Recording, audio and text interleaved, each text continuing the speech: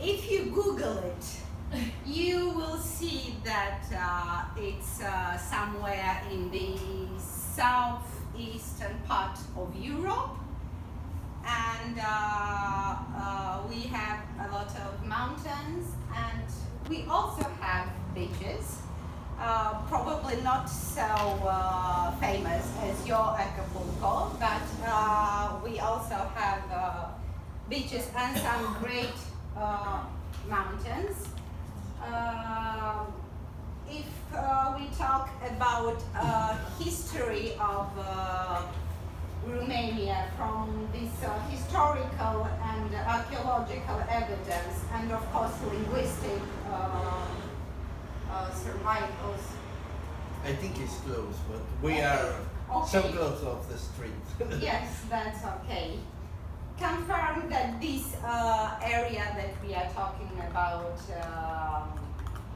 had a fully developed society of Dacian tribes long before Romans came to conquer the province. And which is very interesting is that we are situated at a crossroads, and a lot of great empires wanted our territory. Romania is crossed over by the Danube River, which crosses 8 capitals in Europe. It doesn't cross Bucharest because well, it is not geographically possible, but our former ruler, probably you've heard of, Ceausescu, wanted to connect Bucharest to other 8 capitals that have Danube and constructed a channel.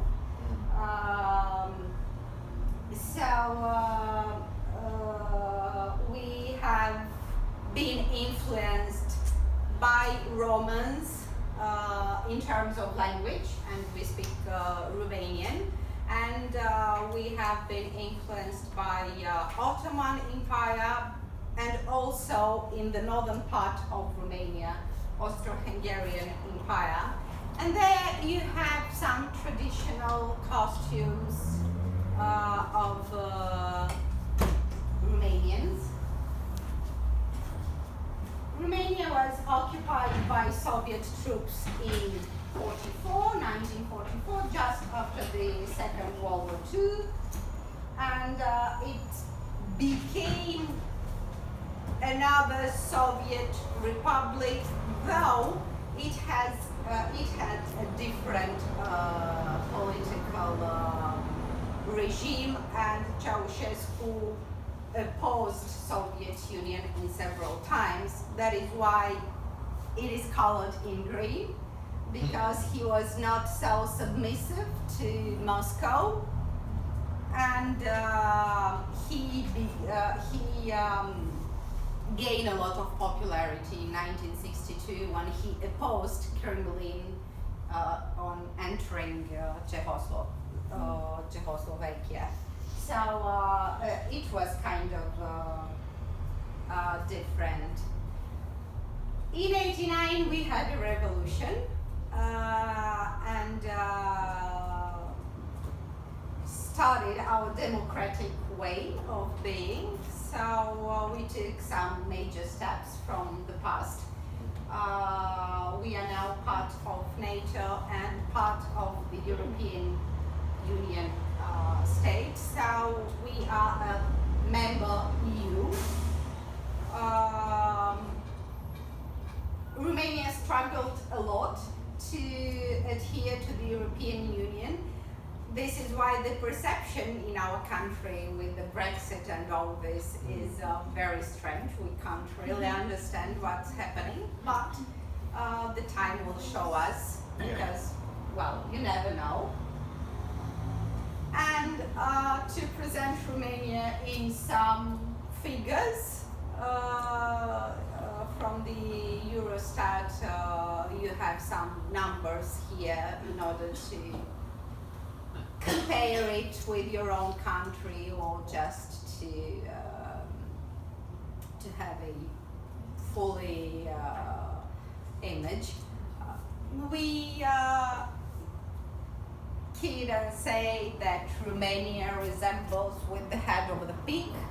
And little kids in kindergarten, when they try to draw it, we just say them those things. And to show you some of the best images of Romania, we have a lot of castles. This is the Palace Castle, built by the King of Romania, who was a German, actually. We had a royal family of Hohenzollern-Sigmaringen coming from Germany. But in 45, after the World War II, our king abdicated, so there is no longer a royal family in Romania. He constructed this palace that at the beginning of 19th century was the most modern castle in Europe. It had a centralized heating and an elevator, which was amazing for a castle. For a castle, yeah. Yes, in that time. Wow. And this is probably the iconic image of Romania nowadays. It's the House of Parliament or House of People or Big House. You know, we name it in different terms. No one knows how many levels it has under the ground.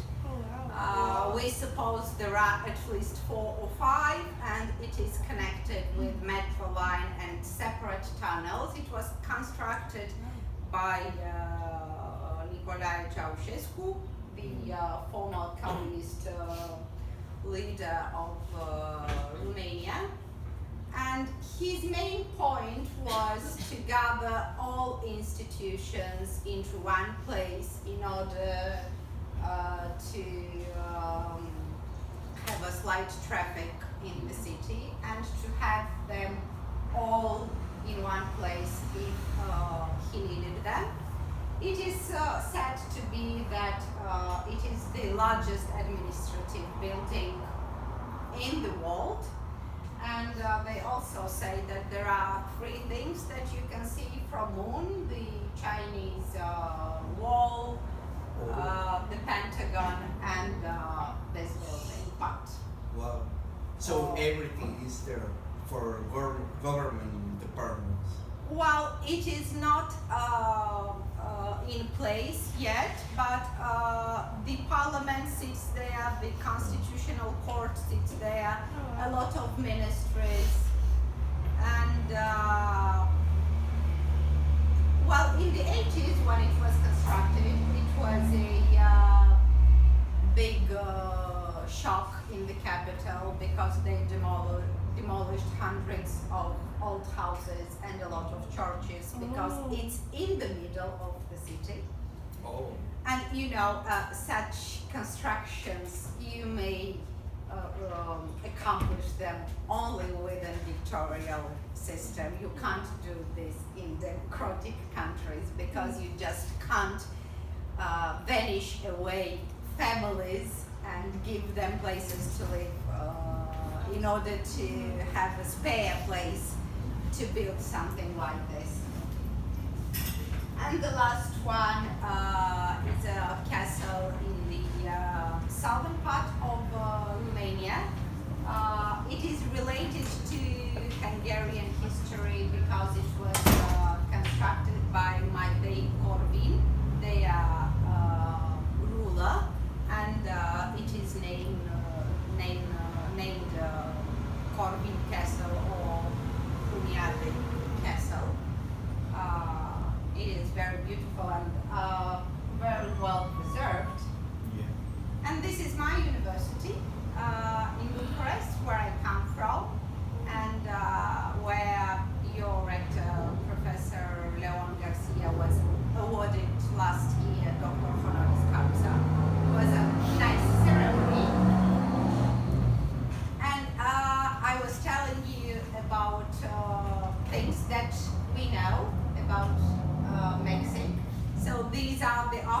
that were translated in Romanian, and they are very popular in Romanian. Guillermo Arriaga and Carlos Fuentes, which is very popular in the whole world. And there was the translations in Romanian. Just to let you know that we are now the distance between our country does not impede us from reading your literature.